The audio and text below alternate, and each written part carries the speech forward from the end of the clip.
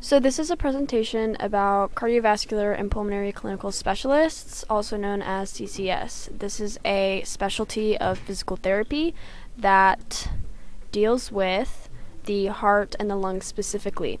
So CCSs help people with heart and lung problems by identifying the issue and looking at their previous medical history.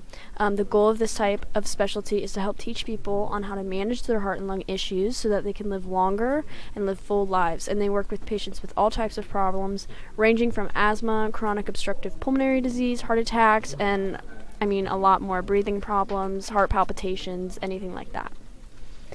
So what is the average salary? The average salary is about $57,000 per year, although it can range based on where you work.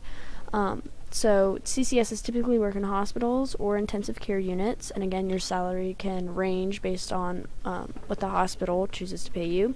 They can also have their own practice or work in a practice with multiple specialties and disciplines. Work hours also vary, but on average, it's about 40 to 50 hours a week. And that is my source.